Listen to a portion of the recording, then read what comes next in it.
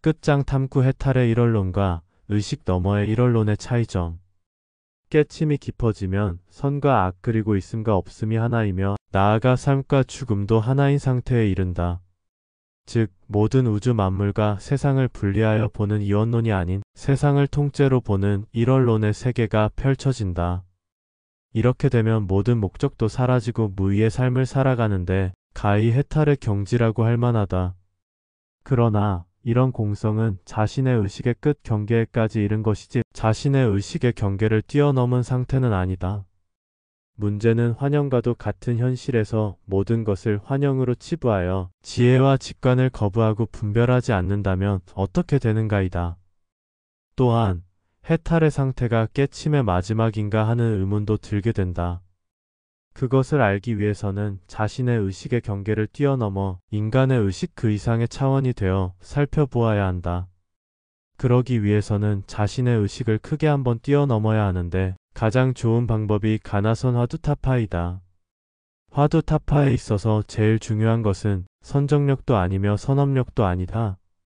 화두타파에서 제일 중요한 것은 의심을 통한 자신의 근기이다.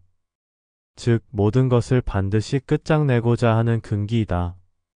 이렇게 되면 자연스럽게 생사의 경계가 허물어지고 화두는 단박에 부서져 감춰진 또 다른 자신의 의식이 드러나게 된다. 그러면 인류의 공통의식과 자신의 의식을 뛰어넘으면 비추어져 보이는 세상은 어떠하며 무엇이 있는가이다. 그 맑고 청정한 의식은 모든 우주 만물을 새로운 시각으로 보게 되는데 있는 그대로 사실 그대로를 보게 된다. 마치 전에는 알지 못하던 적나라한 시스템을 보는 것과도 같다. 제일 먼저 인지되는 것은 약육강식의 야생의 생존 시스템이 보인다. 강한 자가 약한 자를 잡아먹고 지배하는 시스템. 그 속에서 자신은 한치도 눈치를 못 채고 어쩌지 못하여 인류들과 똑같은 역할을 하는 것이 보인다. 약육강식의 시스템이 얼마나 잔인한 것인지를 명백하게 의식하게 된다. 결국 누가 만든 시스템인지는 몰라도 설령 신 그들과 자신이 동조하여 만들어진 시스템일지라도 오히려 자신이 거대한 시스템에 꼼짝없이 갇힌 것을 알게 된다.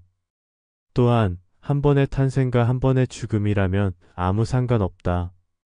어차피 허상과 같은 삶 속에서 고작 몇십 년만 견디면 되니까. 그러나 시스템은 일회성이 아닌 잔혹한 윤회를 통하여 끝없이 인간으로 태어나길 강요한다. 바로 인과에 얽힌 윤회가 시스템의 치명적 문제이다. 지속적인 생사의 반복은 원인을 끝없이 만들기에 해소되는 결과에 비교해 점점 더 원인이 증가하게 되어 애당초 윤회를 벗어난다는 것은 불가능에 가깝게 된다. 설령 선정과 선업을 점차로 쌓아서 카르마를 해소한다고 하여도 이렇게 윤회하는 시스템의 원리를 모르게 된다면 생사가 사라진 해탈의 경지일지라도 필시 윤회에 들 수밖에는 없다. 왜냐하면 해탈자는 윤회하든지 말든지 아무래도 상관없는 상태이기 때문이다. 윤회 시스템을 본 자의 견해로 해탈자를 보게 되면 해탈자의 상태는 시스템의 함정에 제대로 걸려든 형국이다. 물론 수행자의 길을 가며 공성을 알아서 해탈에 이르는 것은 훌륭한 일이지만 깨침이란 해탈의 상태에 머무는 것이 아니다. 거대한 시스템에 갇혀있는 자신이 보여야 한다. 해탈자의 일원론은 자신의 의식의 경계 끝에서 나오는 일원론이며 의식의 경계를 넘은 자의 일원론은 존재와 본래의 무아의 분리에서 나오는 존재에 대한 일원론이다. 즉 의식의 경계를 넘은 자의 일원론은 존재 속에는 있음과 없음이 모두 내포되어 있으며 그 있고 없음은 모양과 형체를 바꿀 뿐이며 끝없이 순환하여 모였다가 흩어지는 연기를 하고 있다. 또한 모든 속박과 구속에서 분리된 태초의 본래의 무를 알게 된다. 이렇게 되면 모든 미련과 집착이 실제로 사라진다. 마침내 그토록 찾아 헤매던 시스템의 오류를 발견한 것이다. 시스템의 거친 야생성과 견고한 인과에 얽힌 윤회를 안 것이다. 이는 의식 너머에서 비추는 밝은 지혜와 직관을 통해 밝힌 사실이다. 인류에게는 영원히 감추어진 비밀장.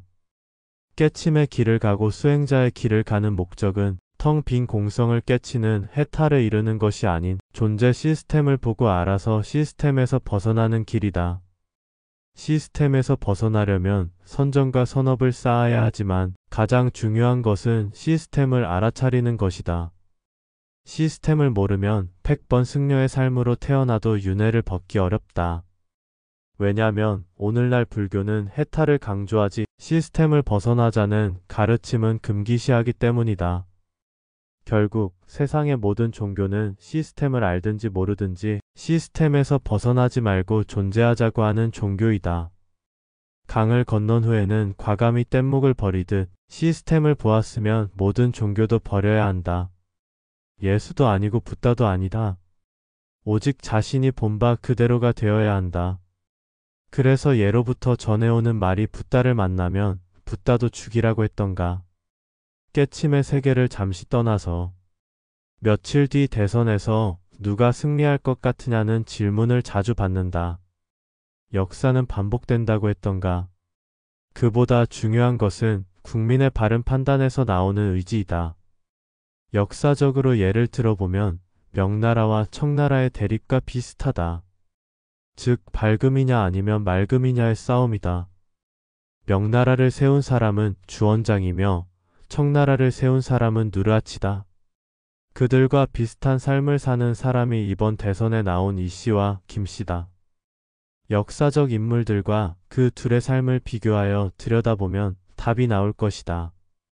힌트를 주면 청나라의 누르하치는 만주 땅에서 시작하였는데 만주는 산스크리트어로 문수보살이라는 뜻이다. 이번 결과는 국민의 수준을 평가하는 좋은 자료가 될 것이다. 현실에서 만들어지는 극적인 시나리오인 악과 선의 대립구도. 누가 선택될지 흥미롭고 궁금하다. 아마도 6개월 전쯤엔가 문수보살에 대한 글을 쓴 것 같다.